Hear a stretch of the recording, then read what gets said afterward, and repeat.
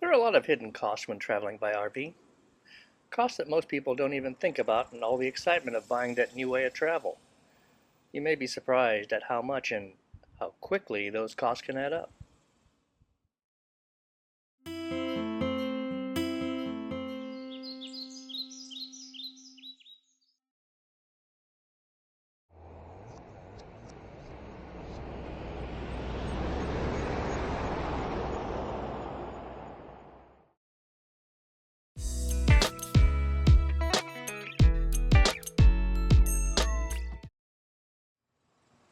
One of the obvious costs is fuel, which is much higher than a car just because you don't get the same miles per gallon in an RV. Let's face it, you're carrying a few more extra pounds of stuff in that motorhome. No, I mean in the motorhome, never mind. We have a hybrid car, so we're getting about 39 miles to the gallon.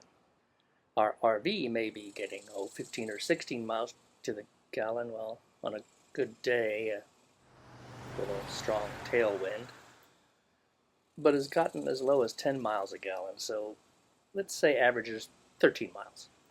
So we're looking at 3 times the fuel needed to travel the same distance. To look at it another way, it's like saying a $3 gallon of gas is really costing us $9. Get it? Got it. Good.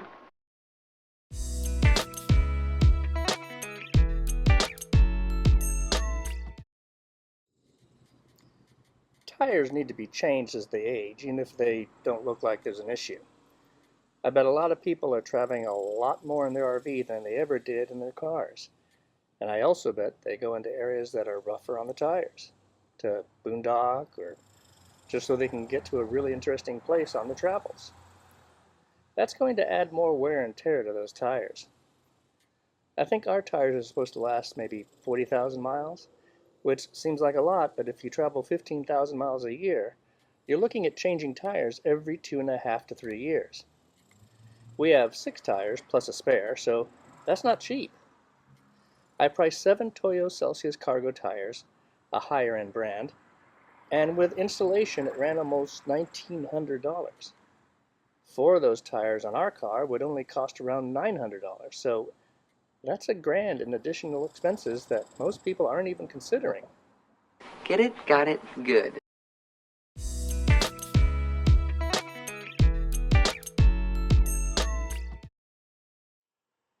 There are, of course, insurance costs to consider. I looked up average prices for a Class B and it hovered around $1,000 a year. If you use that RV recreationally, which most of us do, you usually have to tell the insurer how many days a year you're going to use it, which can affect the cost. And if you are financing your RV, which most do, an insurer is going to want you to get comprehensive and collision coverage, which will raise that policy price. And to top it all off, if you've never driven an RV before, many insurers will charge you for more because of your lack of experience. Do you need to worry about these things with a car? Nope. So expect to pay more for that insurance. Get it? Got it. Good.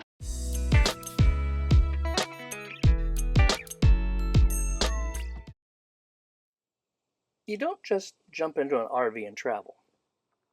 You need to take some basic items with you.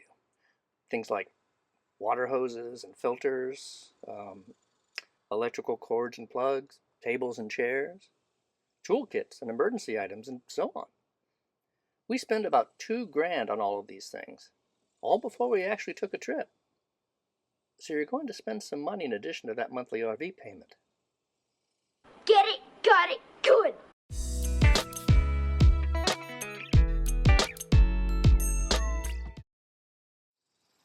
There are a lot of things to deal with to keep that RV going smoothly.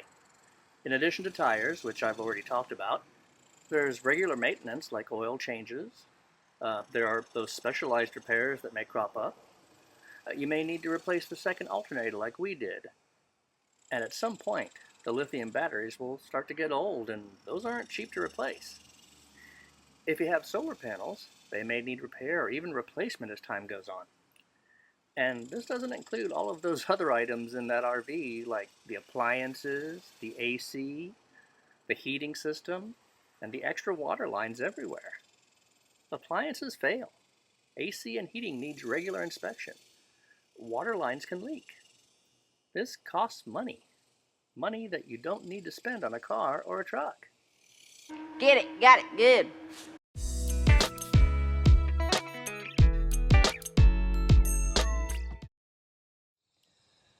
Let's face it, we all want the best ride we can get. And there are a lot of things businesses are more than willing to sell us to do so.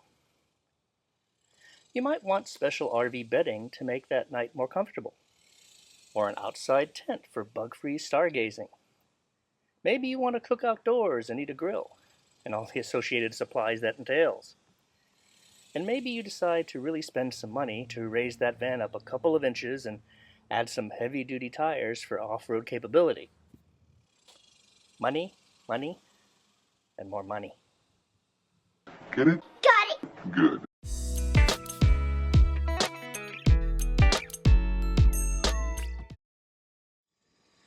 If you live in an HOA or want to protect that RV from harsh weather when you aren't using it, you may have to store it somewhere off-site. That's an additional expense you don't even consider with a car or truck. And those costs can add up, anywhere from $100 to $400 a month. If you store that RV for 4 months out of the year, you're looking at $400 to $1,600 in additional expenses every single year you own that RV. Not traveling, just storage. Get it, got it, good.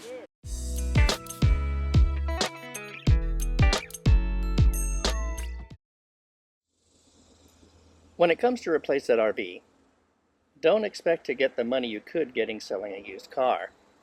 In general, RVs lose value more quickly.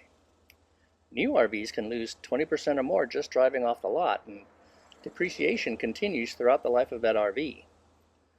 Your RV may be worth less than 30% of what you paid for it by the time you're ready to sell. I looked at automobile depreciation, and it was around 40% of original value, so slightly better than the RV. And remember, you don't pay nearly as much for it. To look at it another way, let's say you bought a new car for 30 grand and a new RV for 100 grand. The RV costs more, of course, but it has appliances and a bed and a bathroom and all this great stuff. But all these things are aging along with the RV, so really aren't worth much in the end. I mean, you've had to change your house appliances periodically, right? Unlike those appliances in the RV, they don't have to go through what amounts to an earthquake every time you take that RV out for a trip. So that car, after let's say 10 years, is only worth 40% of its original 30 grand cost.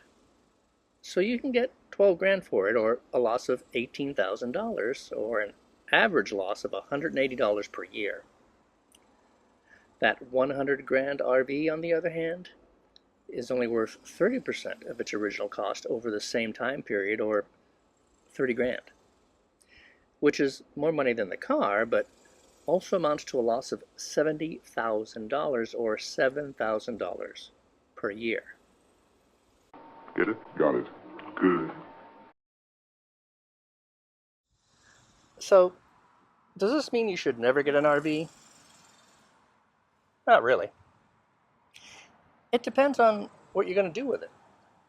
This video isn't made to discourage you, but if that RV is going to sit in the driveway, or, stored away somewhere most of the time, then yeah, probably don't spend the money.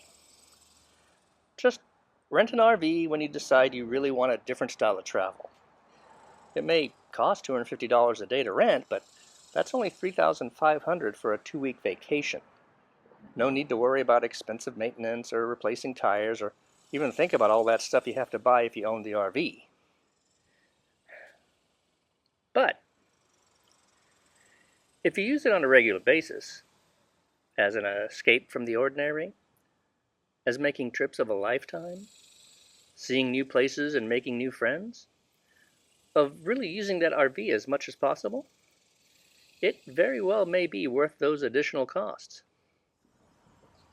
There's just no right answer here. It really depends on you and your style of travel. But it's important to keep in mind these additional expenses when considering the purchase of an RV. These are hidden costs of ownership. They can add up if you're not careful. So be careful. Be seeing you.